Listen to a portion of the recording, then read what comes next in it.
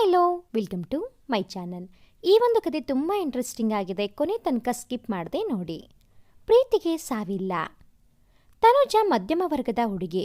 ತಾಯಿ ವರಲಕ್ಷ್ಮಿ, ತಂದೆ ಶಿವರಾಜು, ತಮ್ಮ ಸಂಕೇತ್, ತಂಗಿ ಸ್ವಾತಿ. ತಂಗಿ ಮತ್ತು ತಮ್ಮ ಇಬ್ಬರು ಟ್ವಿನ್ಸ್. ತನುಜ 8 ವರ್ಷದ ಮಗುವಿದ್ದಾಗ ಅವಳ ತಂದೆ ತೀರಿಕೊಂಡಿದ್ದರು. ತಂಗಿ ಮತ್ತು ತಮ್ಮ 3 ವರ್ಷದ ಪುಟ್ಟ ಮಕ್ಕಳು. ಮುಂದಿನ ಜೀವನದ ಆಧಾರಕ್ಕಾಗಿ ವರಲಕ್ಷ್ಮಿ ಅವರು ಹಸು ಸಾಕಾಣಿಕೆ ಮತ್ತು ಅಲ್ಪ ಸ್ವಲ್ಪ ಜಮೀನಿನಲ್ಲಿ ರಾಗಿ ಬೆಳೆಯುತ್ತಿದ್ದರು. ತನುಜಾಳ ತಾಯಿ ತುಂಬ ಕಷ್ಟದಲ್ಲಿ 3 ಜನ ಮಕ್ಕಳನ್ನು ಬೆಳೆಸಿದ್ದರು.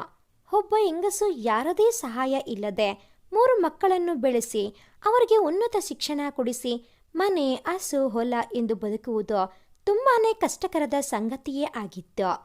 ತನುಜ ಸಹ ತನ್ನ ತಾಯಿ ಕಷ್ಟಗಳನ್ನೆಲ್ಲ ನೋಡಿ ಅವಳ ತಾಯಿಗೆ ಸಹಾಯಕ್ಕೆ ನಿಲ್ಲುತ್ತಿದ್ದಳು. ಮನೆ ಕೆಲಸ, ಅಡುಗೆ ಕೆಲಸ, ತಮ್ಮ ಮತ್ತು ತಂಗಿಯನ್ನು ನೋಡಿಕೊಂಡು ಅವರಿಗೆ ಸಂಜೆ ಮನೆಯಲ್ಲಿ ಪಾಠ ಹೇಳಿಕೊಟ್ಟು ತುತ್ತು ಮಾಡಿ ಅವರಿಗೆ ಊಟ ಮಾಡಿಸುತ್ತಿದ್ದಳು. ತನುಜ ಆ 2 ಮಕ್ಕಳಿಗೆ 2ನೇ ತಾಯಿ ಆಗಿದ್ದಳು. ತನುಜ ತನ್ನ ಓದಿನಲ್ಲಿ ಎಲ್ಲರಿಗಿಂತ ಮುಂದಿದ್ದಳು. SSLCಯಲ್ಲಿ ಅವಳು ಓದುತ್ತಿದ್ದ ಶಾಲೆಗೆ ತನುಜ ಮೊದಲ ಸ್ಥಾನದಲ್ಲಿ ಇದ್ದಳು. ಮುಂದಿನ ವಿದ್ಯಾಭ್ಯಾಸಕ್ಕಾಗಿ ತನ್ನ ಊರಿನ ಪಕ್ಕದ ಟೌನಲ್ಲಿ ವಿಜ್ಞಾನ ವಿಭಾಗಕ್ಕೆ ಸೇರಿಕೊಂಡಳು. ಆಗಲೇ ಅವಳಿಗೆ ಪರಿಚಯ ಆದದ್ದು ಅವಳ ಸೀನಿಯರ್ ಪವನ್. ಮಧ್ಯಮ ವರ್ಗಕ್ಕಿಂತ 1 ಮೆಟ್ಟಿಲು ಕಡಿಮೆ ಇರುವ ಹುಡುಗನೇ ಆದರೂ ಅವನ ಜೀವನದ ಮೇಲೆ, ಅವನ ಆಸೆ ಕನಸುಗಳಿಗಾಗಿ ತುಂಬ ಪರಿಶ್ರಮದಿಂದ ಅವನ ಶಿಕ್ಷಣದ ಹಿಂದೆ ಬಿದ್ದಿದ್ದ. ಅಪ್ಪ ಮುರಳಿ, ಅಮ್ಮ ಆಶಾ, ತಮ್ಮ ಪ್ರಮೋದ್, ಅಕ್ಕ ಪರಿಮಳ. ಇದು ಪವನ್ನ ಕುಟುಂಬ. ಮೊದಮೊದಲು ಸ್ನೇಹವಾಗಿದ್ದ ಸಂಬಂಧ ನಂತರದ ದಿನಗಳಲ್ಲಿ ಪ್ರೀತಿಯಾಗಿ ಬದಲಾಗಿತ್ತು. ಪವನ್ ಸಹ ತನ್ನ ಪ್ರೀತಿ ವಿಚಾರ ಹೇಳಿದ್ದ. ತನುಜ ಸಹ ಒಪ್ಪಿದ್ದಳು. ತನುಜ ತಮ್ಮ ಮನೆ ವಿಚಾರ ಪವನ್ ಹತ್ತಿರ ಹೇಳಿ ಸ್ವಲ್ಪ ಸಮಯ ಪಡೆದಿದ್ದಳು. ಇಬ್ಬರೂ ಪ್ರೀತಿಯಲ್ಲಿ ಬಿದ್ದರೂ ಅವರ ಶಿಕ್ಷಣದ ಮೇಲೆ ಯಾವುದೇ ರೀತಿ ಪರಿಣಾಮ ಬೀರದೆ ಮುಂದೆ ಸಾಗುತ್ತಿತ್ತು. ತನುಜ ತನ್ನ PUCಯಲ್ಲಿ ಅವಳು ಓದುತ್ತಿದ್ದ ಕಾಲೇಜಿಗೆ 2ನೇ ಸ್ಥಾನ ಪಡೆದಿದ್ದಳು. ಪವನ್ ಸಹ ತನ್ನ ಪದವಿ ಮುಗಿಸಲು 1 ವರ್ಷ ಬೇಕಿತ್ತು. ತನುಜ ಇಂಜಿನಿಯರಿಂಗ್ ಮಾಡಲು CET ಬರೆದಳು. ಒಳ್ಳೆಯ ರ್ಯಾಂಕ್ ಬಂದರೂ ಕಾಲೇಜಿಗೆ ದೊಡ್ಡ ಮೊತ್ತದ ಫೀಸ್ ಕಟ್ಟಬೇಕು ಎಂದು ಇಂಜಿನಿಯರಿಂಗ್ ಮಾಡುವ ಕನಸನ್ನು ಅಲ್ಲಿಯೇ ಕೈಬಿಟ್ಟಳು. ನಂತರ ಮುಂದೆ BSc ಸೇರಿದ್ದಳು. ಅವಳಿಗೆ ಒಲಿದಿದ್ದ ಕಲೆ ಎಂದರೆ ಟೀಚಿಂಗ್. ಸಂಜೆಯ ಸಮಯ ಅವಳ ಅಕ್ಕಪಕ್ಕದ ಮನೆಯ ಮಕ್ಕಳು, ಊರಿನ ಮಕ್ಕಳಿಗೆ ಟ್ಯೂಷನ್ ಹೇಳಿಕೊಡುತ್ತಿದ್ದಳು. ತನುಜ ಪದವಿ ತರಗತಿಗಳು ಮಧ್ಯಾಹ್ನ 2 ಗಂಟೆಗೆ ಮುಗಿದು ಹೋಗುತ್ತಿತ್ತು.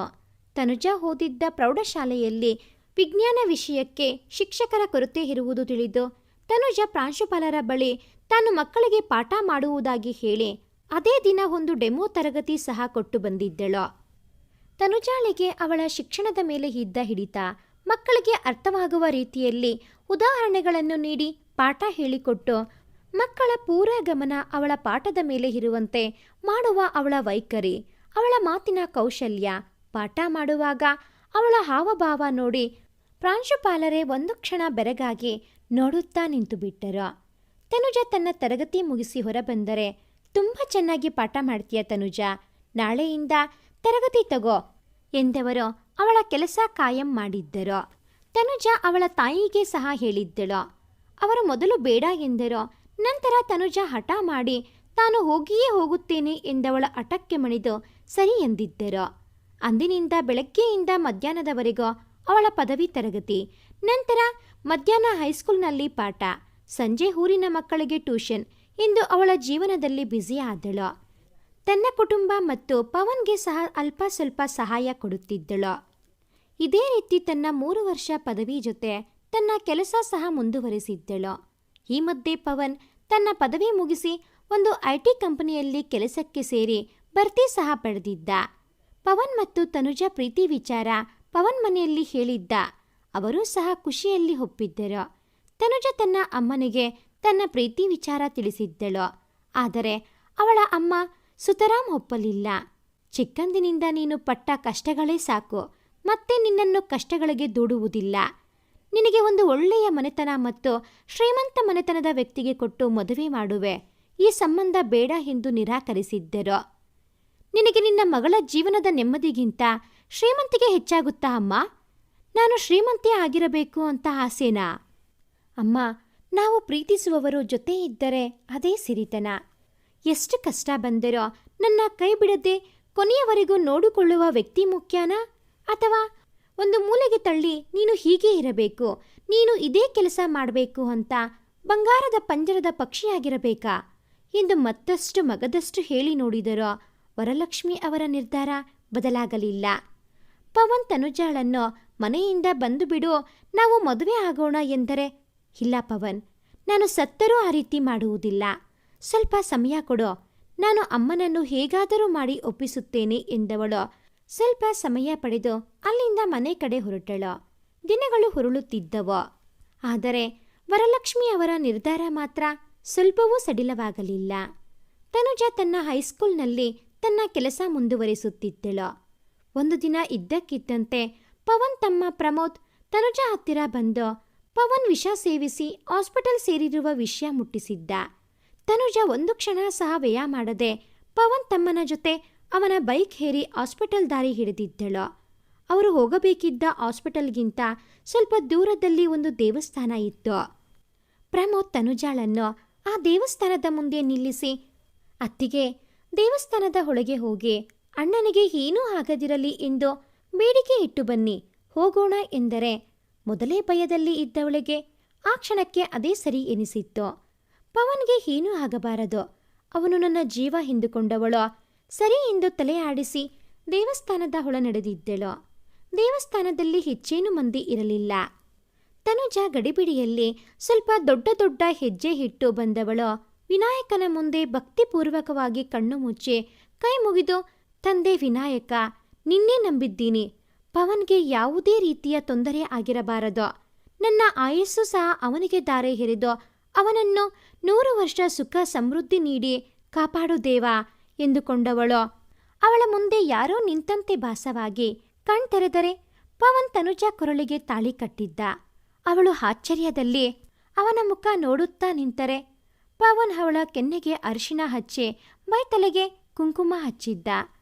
ಕೆಲ ನಿಮಿಷಗಳು ಸುಧಾರಿಸಿಕೊಂಡವಳು ನಂತರ ಎಚ್ಚರ ಮಾಡಿಕೊಂಡು ಪವನ್ ಕೆನ್ನೆಗೆ ತನ್ನ ಪೂರಾ ಬಲ ಹಾಕಿ ಬೆರಳಚ್ಚು ಮೂಡುವ ಹಾಗೆ ಹೊಡೆದಿದ್ದಳು. ಏನು ಮಾಡಿದ್ದೆ ಅಂತ ಮೈ ಮೇಲೆ ಪರಿಜ್ಞಾನ ಇದೆಯಾ ಪವನ್? ಪ್ರೀತಿಗೆ ನಂಬಿಕೆಯೇ ಅಡಿಪಾಯ. ಅಂಥದ್ರಲ್ಲಿ ನೀನು ನನ್ನ ನಂಬಿಯೇ ಇಲ್ಲ. ನಾನು ನಿಂಗೆ ಮೊದಲೇ ಹೇಳಿದ್ದೆ ಅಲ್ವಾ, ನಾನು ಅಮ್ಮನನ್ನು ಒಪ್ಪಿಸುತ್ತೇನೆ ಅಂತ. ಈಗ ನಾನು ಅಮ್ಮನಿಗೆ ಯಾವ ರೀತಿ ಮುಖ ತೋರಿಸಲಿ? ಅತ್ತೆ ಮಾವ ಏನು ಅಂದುಕೊಳ್ಳುವುದಿಲ್ಲ.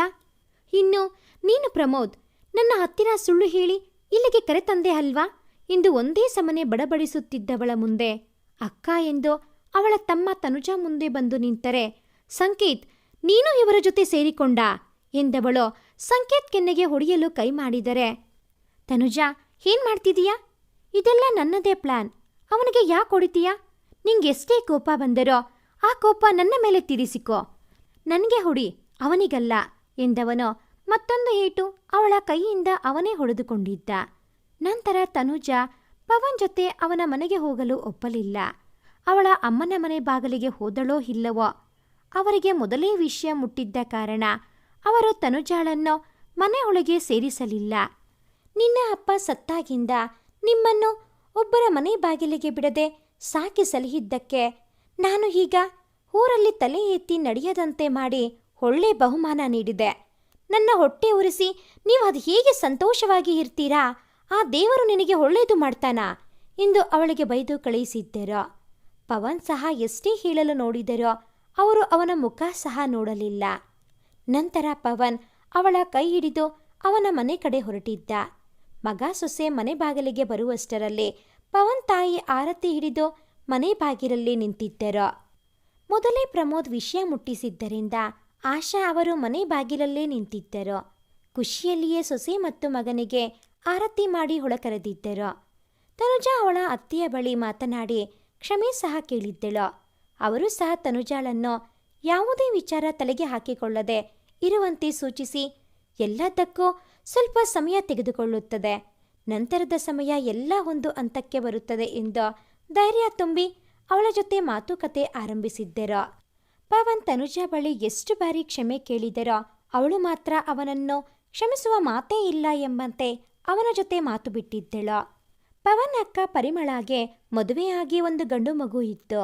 ಆದರೆ ಅವಳ ಗಂಡನಿಗೆ ಸಕ್ಕರೆ ಕಾಯಿಲೆ ಎಂಬುವ ಉದಾಸೀನ ಕಾರಣ ಕೊಟ್ಟು ಪರಿಮಳ ಗಂಡನಿಗೆ ವಿಚ್ಛೇದನ ಕೊಟ್ಟು ತನ್ನ ತಾಯಿ ಮನೆಯಲ್ಲಿ ಇದ್ದಳು. ತನುಜ ಹುಟ್ಟಬಟ್ಟೆಯಲ್ಲೇ ಬಂದ ಕಾರಣ ಮರುದಿನ ಸ್ನಾನ ಮಾಡಿ ಬೇರೆ ಬಟ್ಟೆ ಇಲ್ಲದೆ ಪರಿಮಳ ಬಳಿ ಕೇಳಿದರೆ ಅವಳು ಮೊದಲೇ ಊಹೆ ಮಾಡಿ ತನ್ನೆಲ್ಲ ಬಟ್ಟೆಗಳನ್ನು ಮೂಟೆ ಕಟ್ಟಿ ಮನೆಯ ಸಜ್ಜಾ ಮೇಲೆ ಹಾಕಿದ್ದಳು. ತನ್ನ ಬಳಿ ಯಾವುದೇ ರೀತಿಯ ಬಟ್ಟೆ ಇಲ್ಲ ಎಂದು ವ್ಯಂಗ್ಯವಾಗಿ ಹೇಳಿ ಅವಳ ಮುಖದ ಮೇಲೆ ರೂಮ್ ಬಾಗಿಲು ಹಾಕಿದರೆ ತನುಜಾಗೆ ತುಂಬ ಅವಮಾನ ಆದಂತೆ ಆಗಿ ಕಣ್ಣಲ್ಲಿ ನೀರು ತುಂಬಿಕೊಂಡು ತನ್ನ ರೂಮ್ ಕಡೆ ಹೊರಟು ಹೋಗಿದ್ದಳು. ಇದಕ್ಕೆಲ್ಲ ಪವನ್ ಕಾರಣ ಎಂದು ಆಲೋಚಿಸಿದವಳಿಗೆ ಅವನ ಮೇಲೆ ಮತ್ತಷ್ಟು ಕೋಪ ಬಂದಿತ್ತು. ಮದುವೆಯಾಗಿ ಬಂದಾಗಿಂದ ಯಾಕೋ ಪರಿಮಳಾಗೆ ತನುಜಾಳನ್ನು ನೋಡಿದರೆ ಆಗದು. ಆದ್ದರಿಂದ ಅವಳನ್ನು ತುಂಬ ಹೀನಾಯವಾಗಿ ಕಾಣಲು ಶುರು ಮಾಡಿದ್ದಳು. ಮತ್ತೆ ಪವನ್ ಬಟ್ಟೆಯೇ ಹಾಕಿ ಅವಳ ಬಟ್ಟೆ ಒಗೆದು ಒಣ ಹಾಕಿದ್ದಳು. ಅದು ಒಣಗಿದ ಮೇಲೆ ಅದನ್ನು ಹಾಕೋದು, ಮರುದಿನ ಸಹ ಅದೇ ಕೆಲಸ ಮುಂದುವರೆದಿತ್ತು. ಇದನ್ನೆಲ್ಲ ನೋಡಿದ್ದ ತನುಜಾಳ ಅತ್ತೆ ಆಶಾರವರು ಮರುದಿನವೇ ಅವಳನ್ನು ಬಟ್ಟೆ ಅಂಗಡಿಗೆ ಕರೆದುಕೊಂಡು ಹೋಗಿ ಅವಳಿಗೆ ಹಿಡಿಸಿದ 6-7 ಜೊತೆ ಡ್ರೆಸ್ ಮತ್ತು 4 ಸೀರೆ ಕೊಡಿಸಿದ್ದರು. ಆಗೆಲ್ಲ ಪರಿಮಳ ಅದೆಷ್ಟು ಹೊಟ್ಟೆ ಕಿಚ್ಚುಪಟ್ಟಿದ್ದಳೋ. ದಿನಗಳು ಯಾರ ಅಪ್ಪಣೆ ಇಲ್ಲದೆ ಹುರುಳಿ ಹೋಗುತ್ತಿತ್ತು. ಇದರ ಮಧ್ಯೆ ತನುಜ ತನ್ನ ತಾಯಿಯನ್ನು ಮಾತನಾಡಿಸಲು ಹೋಗಿ ಸೋತಿದ್ದಳು. ಪವನ್ನ ಸಹ ಕ್ಷಮಿಸಿದ್ದಳು. ಎಷ್ಟೇ ಆದರೂ ಹೃದಯದಿಂದ ಪ್ರೀತಿಸಿ ಆರಾಧಿಸಿದವಳು ಅಲ್ಲವೇ. ಪವನ್ನನ್ನು ಕ್ಷಮಿಸಿ ಅವನನ್ನು ಒಪ್ಪಿದ್ದಳು. ಸಾಲದ್ದಕ್ಕೆ ತನುಜ ತಂಗಿ ಸ್ವಾತಿ ತುಂಬ ಸೂಕ್ಷ್ಮ ಮನಸ್ಥಿತಿಯ ಹುಡುಗಿ ಆಗಿದ್ದರಿಂದ ಅವಳು ಮಾಡದ ತಪ್ಪಿಗೆ ಅವರ ಸಂಬಂಧಿಕರ ಮತ್ತು ಊರಿನವರ ಮಾತುಗಳಿಗೆ ಕಿವಿ ಕೊಡಲಾಗದೆ ಆತ್ಮಹತ್ಯೆಗೆ ಶರಣಾಗಿದ್ದಳು. ತನುಜ ತನ್ನ ತಂಗಿಯನ್ನು ತಂಗಿಗಿಂತ ಹೆಚ್ಚಾಗಿ ಒಬ್ಬ ಒಳ್ಳೆಯ ಗೆಳತಿಯಾಗಿ ತಾಯಿಯಾಗಿ ಬೆಳೆಸಿದ್ದಳು. ಕೊನೆ ಬಾರಿ ಮುಖ ನೋಡಲು ಹೋದರೂ ಅವಳ ಅಮ್ಮ ಬಿಡಲಿಲ್ಲ. ಆಗಲೂ ಸಹ ಕಣ್ಣೀರಿನ ಜೊತೆ ವಾಪಸ್ಸು ಪವನ್ ಮನೆ ಸೇರಿದ್ದಳು. ಈ ಘಟನೆಯಿಂದ ಹೊರಬರಲು ಅವಳಿಗೆ ದಿನಗಳೇ ಹಿಡಿದಿದ್ದವು. ದಿನ ಕಳೆದಂತೆ ತನುಜ ಸಹ ಪವನ್ ಮತ್ತು ಅವರ ಮನೆಯವರಿಗೆ ಹೊಂದಿಕೊಂಡಿದ್ದಳು. ಅತ್ತೆ ಮಾವನಿಗೆ ಒಳ್ಳೆ ಸೊಸೆಯಾಗಿ, ಪವನ್ಗೆ ಒಳ್ಳೆ ಬಾಳ ಸಂಗಾತಿಯಾಗಿ, ಪ್ರಮೋದ್ ಅಂತೂ ಮೈದುನಿಗಿಂತ ಒಳ್ಳೆಯ ಗೆಳೆಯ ಆಗಿದ್ದ. ತನುಜ ಮದುವೆಯಾಗಿ 1 ವರ್ಷದ ನಂತರ ತಾನು ತಾಯಿ ಆಗುತ್ತಿರುವ ಸಿಹಿ ಸುದ್ದಿ ನೀಡಿದ್ದಳು. ಆ ದಿನ ಮನೆಯಲ್ಲಿ ಸಿಹಿ ಅಡಿಗೆ ಮಾಡಿ ಬಡಿಸಿದ್ದರು. ಆಶಾರವರು ಸೊಸೆಯನ್ನು ತುಂಬ ಜೋಪಾನವಾಗಿ ನೋಡಿಕೊಳ್ಳುತ್ತಿದ್ದರು. ಮನೆಯಲ್ಲಿ ಯಾವುದೇ ಕೆಲಸ ಮಾಡಲು ಬಿಡುತ್ತಿರಲಿಲ್ಲ. ತನುಜಾಳ ಮೊದಲ ಚೆಕಪ್ ಸಹ ಮುಗಿಸಿ ಬಂದಿದ್ದರು. ಗಂಡ ಹೆಂಡತಿ ಇಬ್ಬರು ತಮ್ಮ ಪ್ರೀತಿ ಸಂಕೇತವನ್ನು ಕಣ್ತುಂಬಿಕೊಂಡಿದ್ದರು. ತನುಜಾಗೆ 4 ತಿಂಗಳು ಇರಬೇಕಾದರೆ ತನಗೆ ಎಳನೀರು ಬೇಕು ಎಂಬ ಬಯಕೆ ಇಟ್ಟಿದ್ದಳು. ಪವನ್ ಸರಿ ಎಂದವ ತನ್ನ ಗೆಳೆಯನ ಮರದಲ್ಲಿ ಎಳನೀರು ಕೀಳಲು ಹೋಗಿ ಅವನ ದುರಾದೃಷ್ಟ ಎಂಬಂತೆ ಎತ್ತರದ ಮರದ ಮೇಲಿಂದ ಬಿದ್ದಾಗ ತಲೆಗೆ ಕಲ್ಲು ಸಿಕ್ಕಿ ಸ್ಥಳದಲ್ಲಿ ಸಾವನ್ನು ಅಪ್ಪುತ್ತಾನೆ. ವಿಷಯ ತಿಳಿದ ತನುಜ ನಿಂತ ಸ್ಥಳದಲ್ಲಿ ಪ್ರಜ್ಞೆ ತಪ್ಪಿ ಬಿದ್ದಿದ್ದಳು. ಪವನ್ನ ನೋಡಿ ಒಂದು ತೊಟ್ಟು ಕಣ್ಣೀರು ಹಾಕದೆ ಪವನ್ ಶವವನ್ನು ನೋಡುತ್ತಾ ಗೊಂಬೆಯಂತೆ ಇದ್ದು ಬಿಟ್ಟಳು. ಅವನ ದಹನ ಸಂಸ್ಕಾರಕ್ಕೆ ಅವನನ್ನು ಎತ್ತುವಾಗ ಇನ್ನಿಲ್ಲ ಎಂಬಂತೆ ಅವನನ್ನು ಗಟ್ಟಿಯಾಗಿ ಹಿಡಿದು ಕರಳು ಕಿತ್ತು ಬರುವಂತೆ ಅತ್ತಿದ್ದಳು. ಅವನ ಮೇಲೆ ಬಿದ್ದು ಅದು ಎಷ್ಟು ಅಳುತ್ತಾ ಹುಚ್ಚಿಯ ರೀತಿ ಅದು ಎಷ್ಟು ಮಾತನಾಡಿದಳೋ. ಅವನನ್ನು ಕರೆದು ಕಿರಿಚಿ ರಂಪಾಟ ಮಾಡಿದ್ದಳು. ಆದರೆ ಅವಳು ಎಷ್ಟೇ ಹತ್ತು ಕರೆದು ಗೋಳಾಡಿದರೋ ಪವನ್ ಬಾರದ ಲೋಕಕ್ಕೆ ಆಗಲೇ ಪಯಣ ಬೆಳೆಸಿದ್ದ. ಅವಳು ಇದೆಲ್ಲ ನನ್ನಿಂದಲೇ ಆಗಿದ್ದು, ನಾನು ಎಳನೀರು ಕೇಳದೇ ಇದ್ದಿದ್ದರೆ ಈ ದಿನ ಈ ಘಟನೆ ನಡೆಯುತ್ತಲೇ ಇರಲಿಲ್ಲ, ಎಲ್ಲವೂ ನನ್ನಿಂದಲೇ ಆಗಿದ್ದು ಎಂದು ಅವಳನ್ನು ಅವಳೇ ಅದು ಎಷ್ಟು ಬಾರಿ ಅಳೆದುಕೊಂಡಿದ್ದಳೋ. ಪವನ್ ದಹನ ಸಂಸ್ಕಾರ ಮುಗಿಸಿ ಮನೆಗೆ ಬಂದವಳು ರೂಮ್ ಸೇರಿಬಿಟ್ಟಿದ್ದಳು. ರೂಮ್ ಹೊರಗೆ ಬರುವುದನ್ನು ಬಿಟ್ಟು ಯಾವಾಗಲೂ ಸೂರು ದಿಟ್ಟಿಸುತ್ತಾ ಮಲಗಿಯೇ ಇರುವುದು. ಕಣ್ಣಲ್ಲಿ ನೀರು ತುಂಬಿಕೊಂಡು ತನ್ನನ್ನು ತಾನು ಅಳೆದುಕೊಂಡು ತುಂಬ ಮೌನಿಯಾಗಿದ್ದಳು. ಸರಿಯಾಗಿ ಊಟ ತಿಂಡಿ ಮಾಡದೆ, ಮಾತ್ರೆ ತೆಗೆದುಕೊಳ್ಳದೆ, ಮಗುವಿನ ಮೇಲೆ ಸಹ ಜ್ಞಾನ ಇಲ್ಲದೆ ತನ್ನನ್ನು ತಾನು ಶಪಿಸಿಕೊಂಡು ಮಂಚ ಹಿಡಿದಿದ್ದಳು. ಅವಳ ಅತ್ತೆ ಮಾವ ಮಗನನ್ನು ಕಳೆದುಕೊಂಡ ದುಃಖದಲ್ಲಿದ್ದರು. ಸೊಸೆಗೆ ಸಮಾಧಾನ ಮಾಡಲು ತುಂಬ ಪ್ರಯತ್ನ ಪಟ್ಟು ಸಾಕಾದರು. ದಿನೇ ದಿನೇ ಸೊರಗಿ ಹೋಗಿದ್ದಳು. ಕಣ್ಣಿನ ಸುತ್ತ ಕಪ್ಪು ಕಲೆಗಳು ಮೂಡಿದ್ದವು.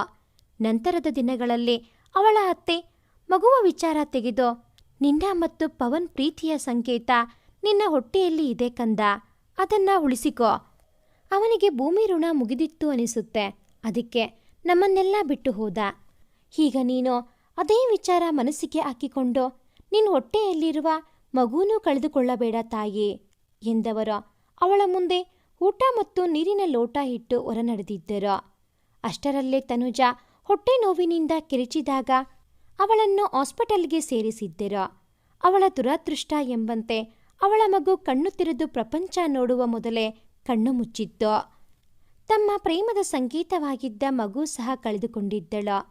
ತನುಜ ಜೀವನದಲ್ಲಿ ಮತ್ತಷ್ಟು ಕುಗ್ಗಿ ಹೋಗಿದ್ದಳು. ಮಾನಸಿಕವಾಗಿ ಮತ್ತು ದೈಹಿಕವಾಗಿ ಕುಗ್ಗಿ ಹೋಗಿದ್ದಳು. ಜೀವಂತ ಶವವಾಗಿದ್ದಳು.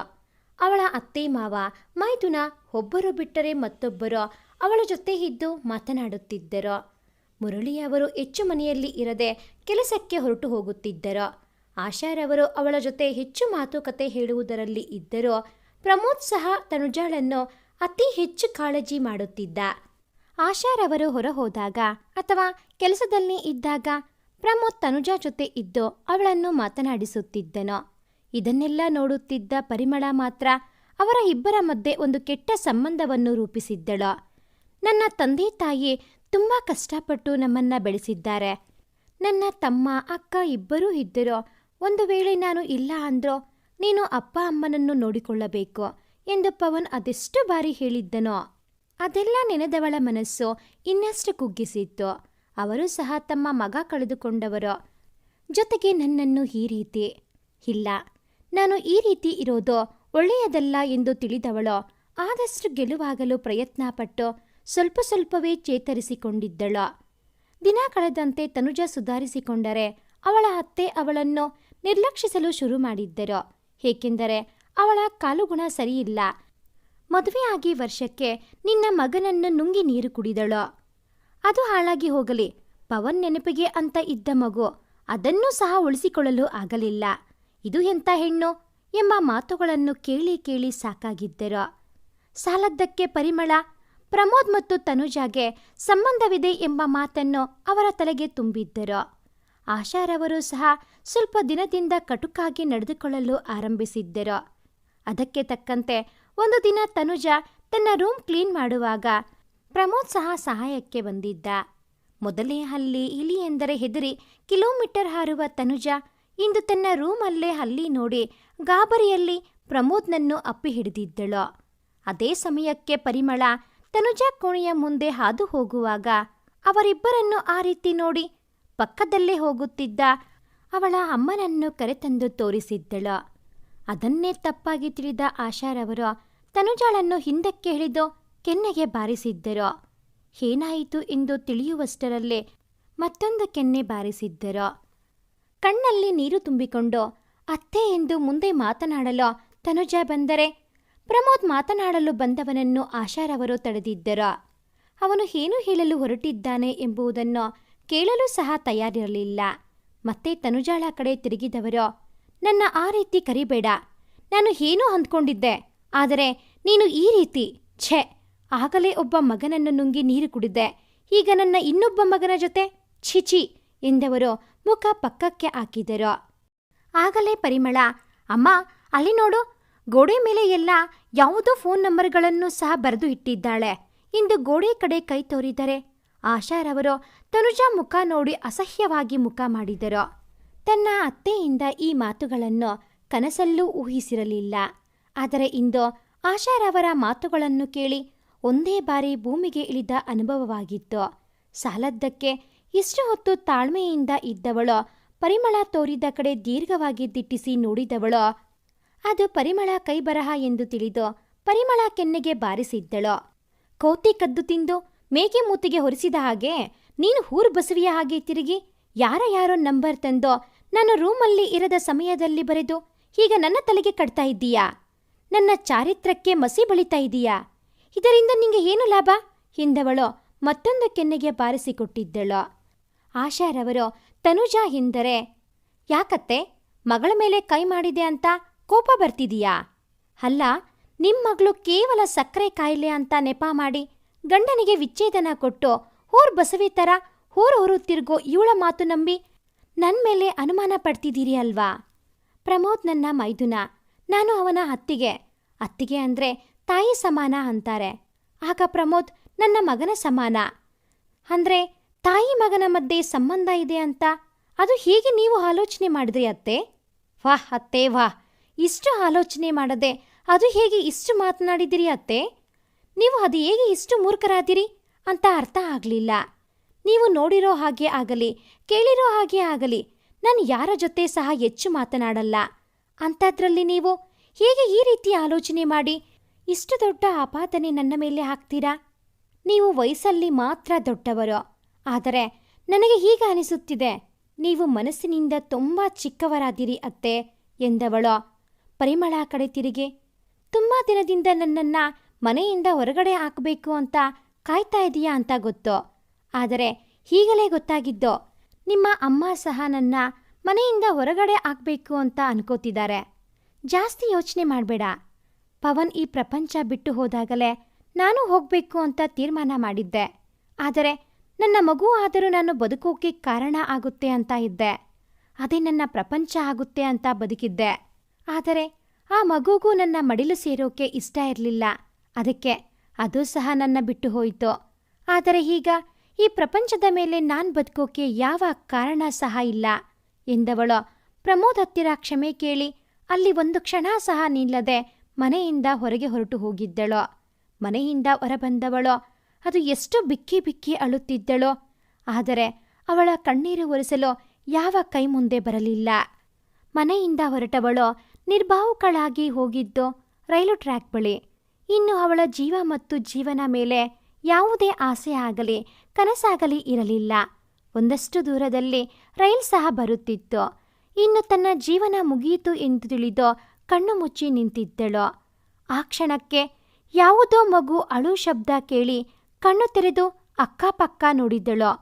ರೈಲ್ವೆ ಹಳಿಗಿಂತ ಸ್ವಲ್ಪ ದೂರದಲ್ಲಿ ಪುಟ್ಟ ಕಂದನನ್ನು ಒಂದು ಬಟ್ಟೆಯಲ್ಲಿ ಸುತ್ತಿ ಅಲ್ಲಿ ಬಿಟ್ಟು ಹೋಗಿದ್ದರು. ಮಗು ಅಳುವಿನ ಶಬ್ದ ಕೇಳಿದ್ದೆ ಕಣ್ಣು ಮುಚ್ಚಿದ ತನುಜ ಕಳೆದುಕೊಂಡ ಅವಳ ಮಗು ನೆನಪಾಗಿದ್ದೆ ಕಣ್ಣು ಬಿಟ್ಟು ಆ ಮಗುವಿನ ಹತ್ತಿರ ಬಂದಿದ್ದಳು. ಆ ಪುಟ್ಟ ಕಂದನನ್ನು ಕೈಗೆ ತೆಗೆದುಕೊಂಡವಳು ಸುತ್ತಮುತ್ತ ನೋಡಿದರೆ ಯಾರೂ ಇರಲಿಲ್ಲ. ಅಕ್ಕಪಕ್ಕ ಯಾರಾದರೂ ಕೆಲಸಕ್ಕೆ ಬಂದವರೋ ಯಾರಾದರೂ ಇರುವರ ಎಂದು ಹುಡುಕಿ ನೋಡಿದರೆ ಯಾರ ಸುಳಿವೂ ಸಿಗಲಿಲ್ಲ. ಕನಿಷ್ಠ ಎಂದರೆ 1 ತಿಂಗಳ ಮಗು, ಅದು ಅಷ್ಟೇ.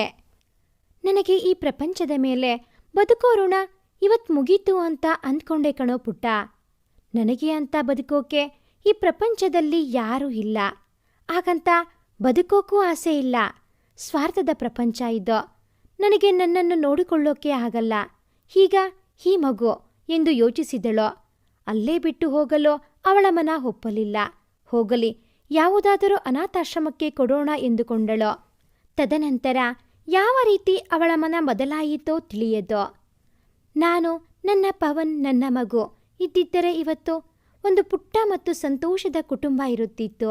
ಆದರೆ ಆ ದೇವರಿಗೆ ನನ್ನ ಮೇಲೆ ಕರುಣೆನೇ ಇಲ್ಲ. ನನ್ನ ಪವನ್ನನ್ನು ನನ್ನಿಂದ ದೂರ ಮಾಡಿ ನಾನು ಬದುಕೋಕೆ ಕಾರಣ ಇಲ್ಲದೆ ಮಾಡಿದ ಅಂತ ತಿಳಿದಿದ್ದೆ. ಆದರೆ ಈಗ ನಿನ್ನನ್ನು ಜೋಪಾನ ಮಾಡೋಕೆ ಅಂತಾನೆ ನನ್ನ ಉಳಿಸಿದ ಅನಿಸುತ್ತೆ ಕಂದ ಎಂದುಕೊಂಡವಳು ಮಗು ಜೊತೆ ಬೇರೆ ಊರಿನ ಕಡೆ ಹೆಜ್ಜೆ ಹಾಕಿದ್ದಳು. ಅವಳು ಉಳಿಯಲು ಒಂದು ಮನೆಯ ಅವಶ್ಯಕತೆ ಇತ್ತು. ಮನೆ ಬಾಡಿಗೆ ಪಡೆಯಲು ಆಲೋಚನೆ ಮಾಡಿ ಅದಕ್ಕೆ ಬಾಡಿಗೆ ಕಟ್ಟಲು ಪವನ್ ತನ್ನ ಮೊದಲ ಸಂಬಳದಲ್ಲೇ ತನುಜಾಗೆ ಕೊಡಿಸಿದ್ದ ಚಿನ್ನದ ಚೈನ್ ಮಾರಿ ಒಂದು ಮನೆ ಬಾಡಿಗೆ ಪಡೆಯುತ್ತಾಳೆ. ಆ ಬಾಡಿಗೆ ಮನೆ ಓನರ್ ಒಂದು ಅಜ್ಜ ಮತ್ತು ಅಜ್ಜಿ. ಅವರ ಮಕ್ಕಳು ಓದಿ ಫಾರಿನ್ನಲ್ಲಿ ಸೆಟಲ್ ಆದ ಕಾರಣ ಆ ಇಬ್ಬರು ದಂಪತಿಗಳು ಮಾತ್ರ ಆ ಮನೆಯಲ್ಲಿ ಇದ್ದರು. ತನುಜಾ ಬಳಲಿದ ಮುಖ ಮತ್ತು ಆ ಪುಟ್ಟ ಮಗುವನ್ನು ನೋಡಿ ಮನೆ ಬಾಡಿಗೆಗೆ ನೀಡಿದ್ದರು. ಅವಳ ಮುಂದಿನ ಜೀವನ ನಡೆಸಲು ಅವಳು ಕೆಲಸ ಮಾಡುವ ಅಗತ್ಯ ತುಂಬ ಇತ್ತು. ಆದರೆ ಮಗುವನ್ನು ಬಿಟ್ಟು ತಿಳಿಯಲಿಲ್ಲ ಅವಳಿಗೆ ಹೇಗೆ ಎಂದು. ನಂತರ ಅವಳ ಬಳಿ ಇದ್ದ ಅಲ್ಪ ಸ್ವಲ್ಪ ಹಣದಲ್ಲಿ ಮನೆ ತೂಗಿಸಿದ್ದಳು. ಮೊದಲ ದಿನದಿಂದಲೇ ವಯಸ್ಸಾದ ದಂಪತಿಗಳು ತನುಜಾಳ ಸಹಾಯಕ್ಕೆ ನಿಂತರು. ಯಾಕೋ ತನುಜಾಳನ್ನು ನೋಡಿದರೆ ತುಂಬ ಕಷ್ಟ ಅನುಭವಿಸಿದ ರೀತಿ ಕಾಣುತ್ತಲೇ ಸಾಲದ್ದಕ್ಕೆ ಅವರೂ ಸಹ ಒಂಟಿಯಾಗಿ ಇದ್ದ ಕಾರಣ ಮಗುವನ್ನು ಮೊದಲ ದಿನದಿಂದಲೇ ತುಂಬ ಹಚ್ಚಿಕೊಂಡಿದ್ದರು. ತನುಜಾ ತನ್ನ ಜೀವನದ ಆಗು ಹೋಗುಗಳನ್ನು ಹಂಚಿಕೊಂಡಿದ್ದಳು. ನಂತರ ತಾನು ಮುಂದೆ ಕೆಲಸಕ್ಕೆ ಹೋಗುವ ಬಗ್ಗೆ ಹೇಳಿ ಮಗುವನ್ನು ನೋಡಿಕೊಳ್ಳುವುದರ ಬಗ್ಗೆ ಕೇಳಿದಾಗ ಅವರು ನಿಶ್ಚಿಂತೆಯಿಂದ ಹೋಗಿ ಬಾ ಎಂದು ಹೇಳಿ ಮಗುವನ್ನು ನೋಡಿಕೊಳ್ಳುವ ಹೊಣೆ ಹೊತ್ತರು. ನಂತರ ಹತ್ತಿರದ ಶಾಲೆಯಲ್ಲಿ ಆ ದಂಪತಿಗಳ ಸಹಾಯದಿಂದ ಒಂದು ಶಿಕ್ಷಕಿಯ ಕೆಲಸ ಸಹ ಸಿಕ್ಕಿತ್ತು. ನಂತರ ಬೆಳಗ್ಗೆ ಮಗುವಿನ ಸ್ನಾನ, ಊಟ, ಅವನ ಕೆಲಸ ಮುಗಿಸಿ ಮಗುವನ್ನು ಆ ದಂಪತಿಗಳ ಹತ್ತಿರ ಬಿಟ್ಟು ಕೆಲಸಕ್ಕೆ ಹೋಗುತ್ತಿದ್ದಳು. ಮತ್ತೆ ಮಧ್ಯಾಹ್ನ ಬಂದು ಅವನನ್ನು ನೋಡಿ ಹೋದರೆ ಮತ್ತೆ ಸಂಜೆ ಬಂದು 3 ಜನನ್ನು ಸೇರಿಕೊಳ್ಳುತ್ತಿದ್ದಳು. ಇದೇ ರೀತಿ 4 ವರ್ಷ ಕಳೆದು ಹೋಗಿತ್ತು. ಆ ಪುಟ್ಟ ಕಂದನಿಗೆ ಯುವರಾಜ್ ಎಂದು ಹೆಸರು ಇಟ್ಟಿದ್ದಳು. ಆ ವಯಸ್ಸಾದ ದಂಪತಿಗಳನ್ನು ಯುವ ಅಜ್ಜಿ ತಾತ ಎಂದು ಕರೆಯುತ್ತಿದ್ದ. ಆ ಪುಟ್ಟ ಯುವ ತನ್ನ ತೊದಲು ನುಡಿಯಲ್ಲಿ ಮಾತನಾಡುತ್ತಿದ್ದರೆ ಕೇಳಲು ಏನೋ ಸಂತೋಷ, ಅರಿಯದ ಆನಂದ. ಪುಟ್ಟ ಯುವ 2 ಮನೆ ತುಂಬ ತುಂಟ ಕೃಷ್ಣನ ಹಾಗೆ ಓಡಾಡುತ್ತಿದ್ದ. 2 ಮನೆ ದೀಪವಾಗಿದ್ದ. ಇಷ್ಟೆಲ್ಲ ನೆನೆದ ತನುಜಾಳ ಮುಖ ಮೇಲೆ ಒಂದು ವ್ಯಂಗ್ಯದ ನಗು ಮೂಡಿತ್ತು. ತನ್ನವರು ನನ್ನವರು ಎಂದು ಎಲ್ಲ ಇದ್ದರೂ ಯಾರೂ ನನ್ನ ಕಷ್ಟಕಾಲಕ್ಕೆ ಬರಲಿಲ್ಲ. ಆದರೆ ಈ ವಯಸ್ಸಾದ ದಂಪತಿಗಳು ಯಾರೋ ಏನೋ, ಆದರೆ ನನ್ನ ಕಷ್ಟಕಾಲಕ್ಕೆ ಬಂದರು ಎಂದುಕೊಂಡಳು. ಪವನ್, ನೀನು ದೈಹಿಕವಾಗಿ ನನ್ನ ಜೊತೆ ಇರದೇ ಇರಬಹುದು, ಆದರೆ ನೀನು ನನ್ನ ಜೊತೆ ಮಾನಸಿಕವಾಗಿ ಯಾವಾಗಲೂ ಇರುತ್ತೀಯಾ ಅಂತ ತಿಳಿದು ಬದುಕುತ್ತಿದ್ದೇನೆ. ಲವ್ ಯು ಪವನ್ ಎಂದುಕೊಂಡಳು. ಆಕಾಶ ದಿಟ್ಟಿಸುತ್ತಾ ಮನೆ ಮುಂದೆ ನಿಂತು ತನ್ನ ಜೀವನವನ್ನು ಮೆಲುಕು ಹಾಕಿದವಳ ಮುಖದ ಮೇಲೆ ಒಂದು ಕುಹಕ ನಗು ಮೂಡಿತ್ತು. 24 ವರ್ಷದೊಳಗೆ ನನ್ನ ಜೀವನದಲ್ಲಿ ಎಷ್ಟು ತಿರುವುಗಳನ್ನು ನೋಡಿಸಿದ ಆ ಬ್ರಹ್ಮ ಎಂದುಕೊಂಡು ತನ್ನದೇ ಲೋಕದಲ್ಲಿ ಮುಳುಗಿದ್ದ ತನುಜಾಳನ್ನು ಎಚ್ಚರಿಸಿದ್ದು ಕೆಳಗೆ ಚೆನ್ನಾಗಿ ಆಟ ಆಡಿ ಬಂದ ಪುಟ್ಟ ಯುವನ ಧ್ವನಿ. ಅಮ್ಮ ಎಂದು ಓಡಿ ಬಂದವನು ತನುಜಾಳ ಕೊರಳನ್ನು ಅಪ್ಪಿದ್ದ. ತನುಜ, ಏನು ನನ್ನ ರಾಜ್, ಅಜ್ಜಿ ಅಜ್ಜನ ಚೆನ್ನಾಗಿ ಆಡಿಸಿ ಬಂದಂತೆ ಕಾಣುತ್ತಿದೆ. ಹಾಲು ಕುಡಿತೀಯ ರಾಜ್ ಎಂದರೆ ಪುಟ್ಟರಾಜ್, ಮಮ್ಮ ನನಗೆ ದೂದು ಬೇಡ, ನನಗೆ ಆಲಿಶ್ ಬೇಕು ಎಂದು ತನ್ನ ತೊದಲು ನುಡಿಯಲ್ಲಿ ನುಡಿದು ತನ್ನ ಅಮ್ಮನ ಕೆನ್ನೆಗೆ ಮುತ್ತಿಟ್ಟರೆ ಸರಿ ಬಾ ಕಂದ ಎಂದವಳು ಪುಟ್ಟ ಕಂದನನ್ನು ಎತ್ತಿ ಸೊಂಟದ ಮೇಲೆ ಕೂರಿಸಿಕೊಂಡು ಅಡುಗೆ ಮನೆ ಕಡೆ ಹೊರಟಳು. ಈ ಒಂದು ಕತೆ ನಿಮಗೆ ಇಷ್ಟ ಆಗಿದ್ದಲ್ಲಿ ಪ್ಲೀಸ್ ಲೈಕ್ ಮಾಡಿ, ಶೇರ್ ಮಾಡಿ, ಹಾಗೆಯೇ ಕಾಮೆಂಟ್ ಮಾಡೋದನ್ನು ಮರಿಬೇಡಿ. Thanks for watching this video.